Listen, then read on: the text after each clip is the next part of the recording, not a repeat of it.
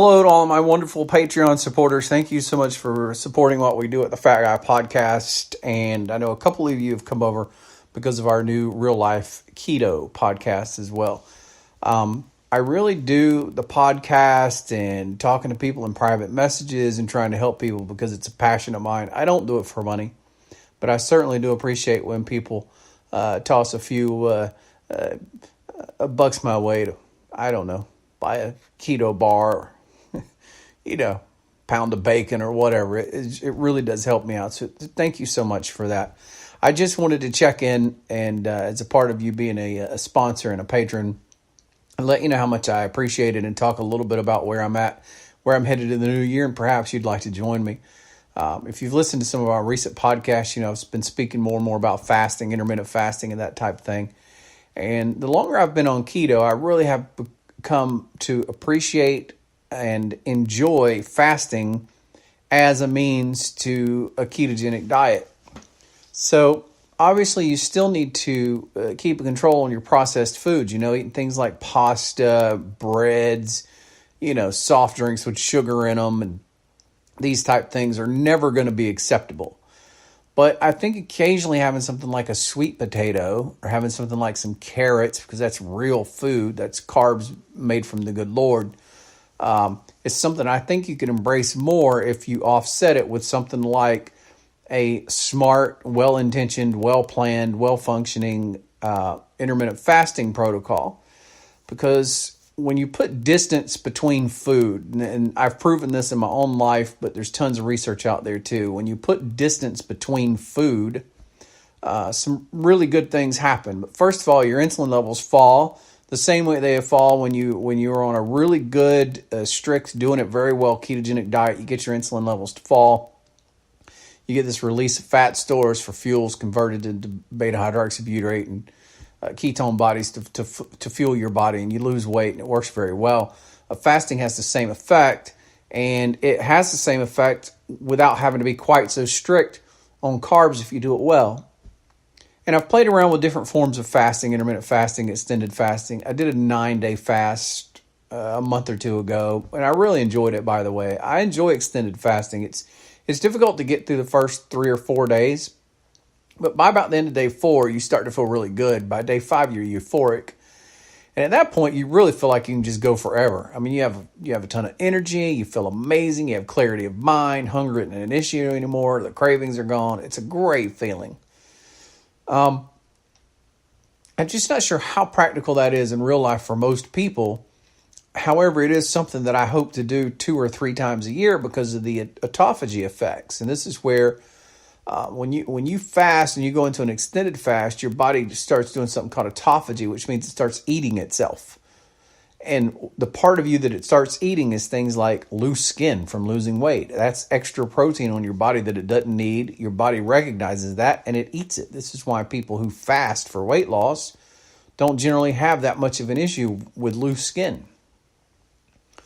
The other thing it does is defunctioning cells, damaged cells, cells that aren't working right, cells that are about to go awry. And as an example, these would be cells that become cancerous.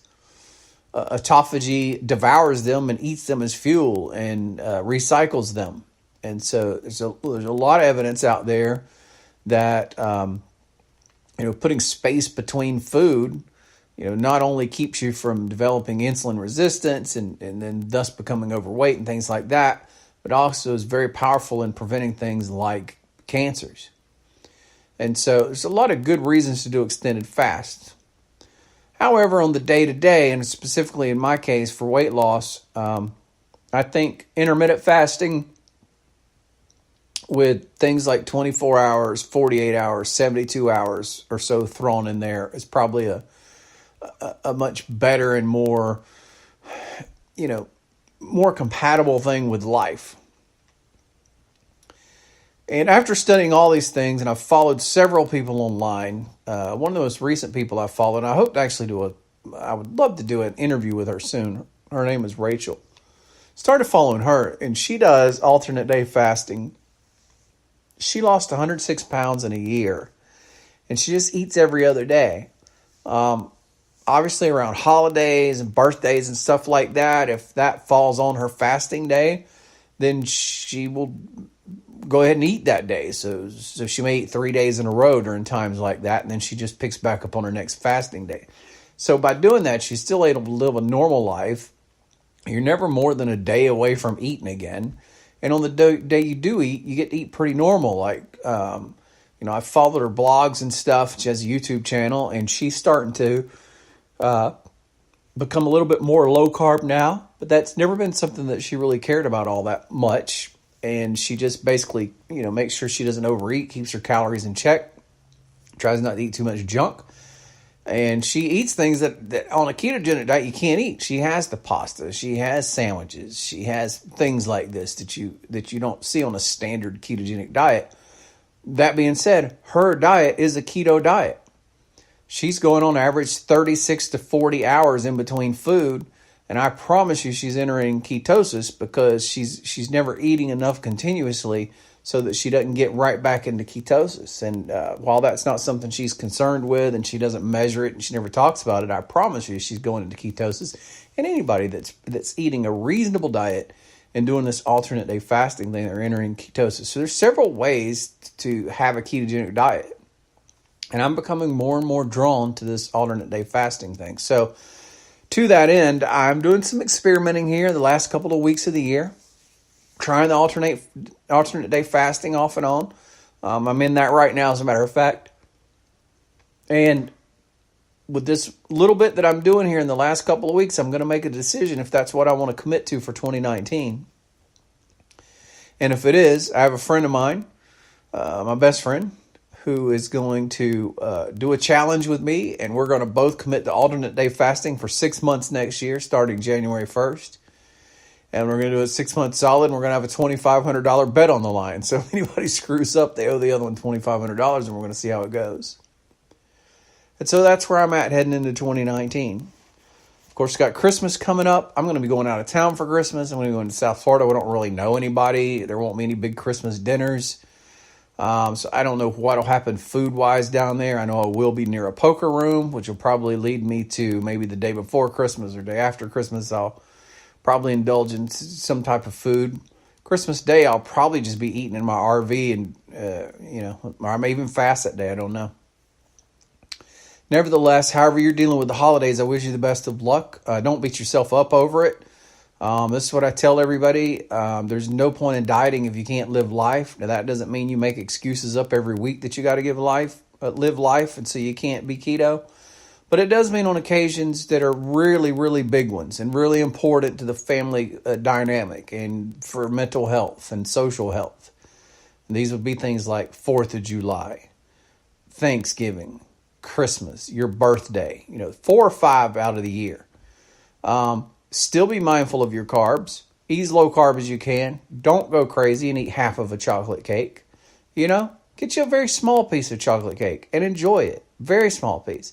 But you got to move right back into keto next day. And the best way to purge those carbs from your system is to fast the next day. And you've probably heard me talk about this in podcasts. Whenever I screw up, whether it be accidentally or intentionally, my number one top list of my plan of things to do is the very next day enter into a fast. Try to fast at least 24 hours, maybe 36 hours, something like that. Get those carbs purged out of your system. Get back on a keto way of eating and get right back into things. So I want to wish you a happy holidays. I hope your Christmas celebrations, New Year's celebrations, perhaps you celebrate Hanukkah, whatever it is you celebrate. I hope that it's fantastic for you.